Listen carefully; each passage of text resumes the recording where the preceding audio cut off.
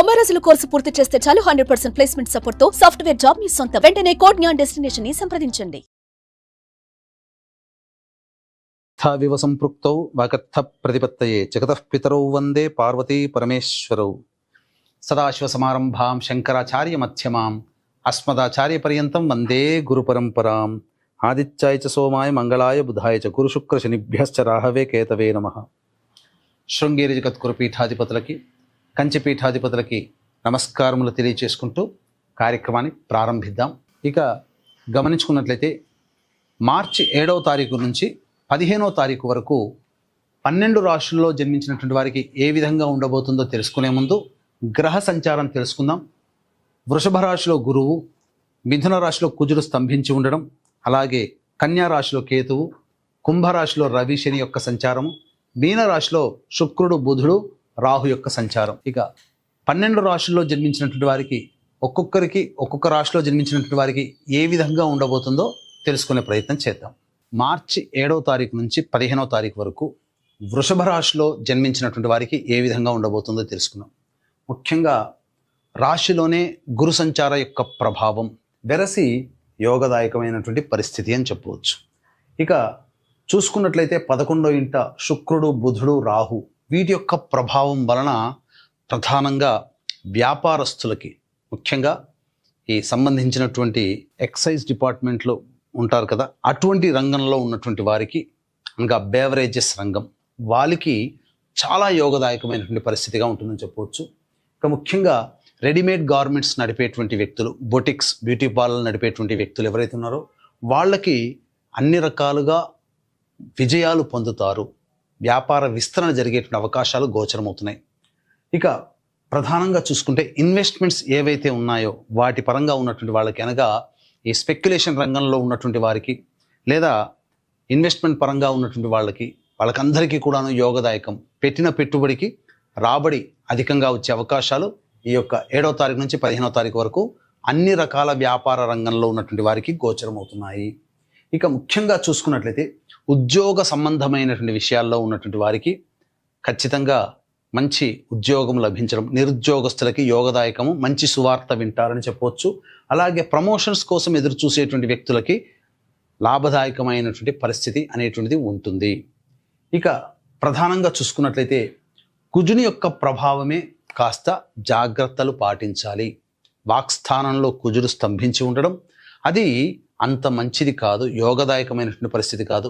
కుటుంబంలో కావచ్చు, సంఘంలో కావచ్చు, మీ యొక్క వాక్కుని ఎంత అదుపులో పెట్టుకుంటే అంత మీరు పరువు ప్రతిష్టలతో ఉంటారు. లేకపోతే మీకు చెడ్డ పేరు వచ్చే అవకాశాలు మీ మాట ద్వారానే వస్తాయి. కాబట్టి వాక్కుని అదుపులో పెట్టుకునే ప్రయత్నం చేయండి. ఇక కేతుగ్రహ ప్రభావము నిర్ణయాలు తీసుకోవడంలో కాస్త అటు ఇటుగా మీరు, అనగా ఆసిలేషన్స్, అనగా నిర్ణయాలు సరిగ్గా తీసుకోలేకపోతారు. కాబట్టి పెద్దవాళ్ళ యొక్క సహాయ సహకారాలు కనుక ఉంటే మీరు అన్ని రకాలుగా ముందంజ వేస్తారని చెప్పవచ్చు. ముఖ్యంగా గృహ సంబంధమైనటువంటి విషయాల్లో చర్చకు వస్తాయి. గృహ మార్పు కనబడుతుంది. అలాగే లోన్స్ కోసం ఎదురు చూసేటువంటి వ్యక్తులకి హౌసింగ్ లోన్స్ వచ్చే అవకాశాలు ఈ యొక్క వృషభ రాశిలో జన్మించినటువంటి వారికి ఏర్పడబోతున్నాయని చెప్పవచ్చు. అయితే ప్రధానంగా చంద్రగ్రహణం ఈ సింహరాశిలోనే ఏర్పడుతుండడం, ఈ కారణం చేత వాహనాన్ని నడిపేటప్పుడు 12, 13, 14 తారీఖుల్లో జాగ్రత్తలు పాటించండి. అశాంతికి లోనయ్యే అవకాశాలు ఎక్కువగా గోచరమవుతున్నాయి. ప్రశాంతత లేని జీవితాన్ని ఈ 3 రోజుల్లో గడుపుతారు. కాబట్టి జాగ్రత్తలు పాటించండి. ఇక అన్నిటికంటే ప్రధానంగా చూసుకున్నట్లయితే విదేశీ యానము, విదేశీ విద్యకు సంబంధించినటువంటి చేయ ప్రయత్నాలు ఏవైతే ఉన్నాయో అవన్నీ కూడాను కొలిక్కి వస్తాయి. తద్వారా కోరుకున్నటువంటి యూనివర్సిటీలో మీకు ప్రవేశం లభించే అవకాశాలు గోచరమవుతున్నాయి. ఇక దూర ప్రాంత ప్రయాణ సూచన అనేటువంటిది గోచరమవుతుంది. ఇక చూసుకున్నట్లయితే వివాహ సంబంధమైనటువంటి విషయాలు ఏవైతే ఉన్నాయో అవన్నీ కూడాను కొలిక్కి వస్తాయి. మీకు నిశ్చితార్థము జరిగే అవకాశాలు గోచరమవుతున్నాయి. ఇక సంతానపరంగా ఎదురు చూసేటువంటి వ్యక్తులకి చక్కటి సంతానము లభించే అవకాశాలు చక్కగా ఉన్నాయని చెప్పవచ్చు.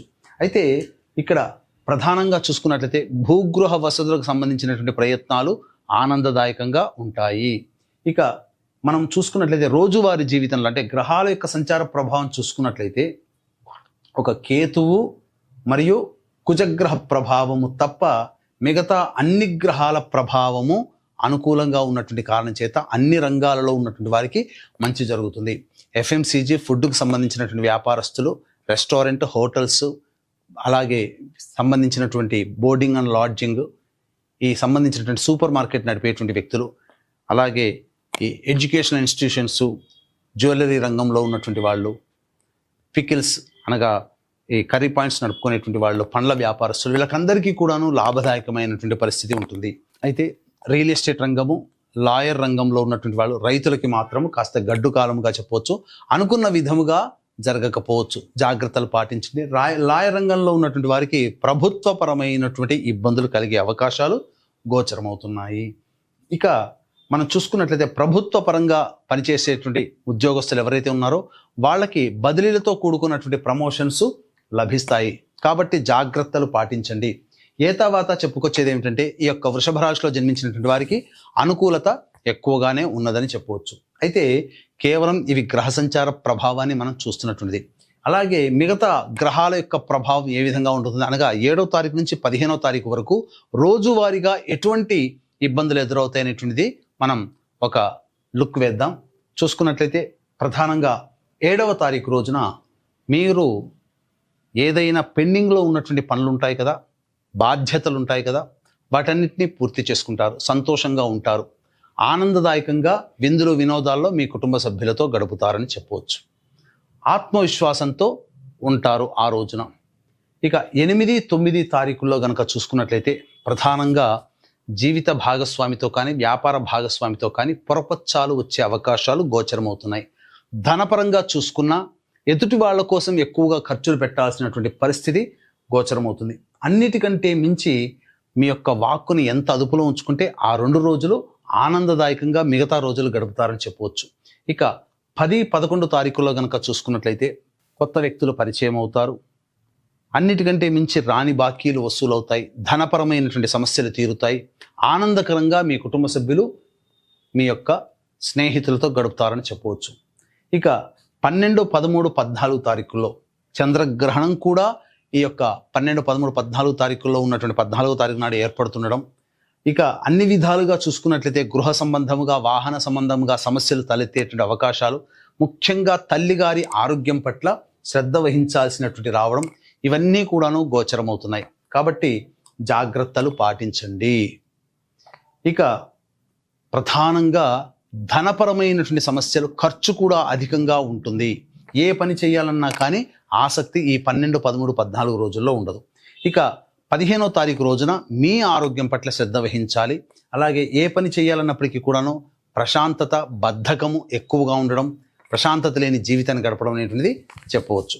కాబట్టి ఏతావాత చెప్పొచ్చేది ఏమిటంటే గ్రహాలు అనుకూలంగా ఉన్నప్పటికీ కూడాను రోజువారీగా చూసుకుంటే మీకు ప్రధానంగా 7వ తారీఖు, 10, 11 తారీఖులు ఈ 3 రోజులు తప్ప మిగతా రోజులు ఏవి కూడాను అనుకూలముగా లేని కారణం చేత మీరు ఆ రోజుల్లో వచ్చేటువంటి సమస్యలకి మీరు సిద్ధముగా ఉండి వాటికి చెక్ పెట్టే విధంగా ఆలోచనలో ఉండండి.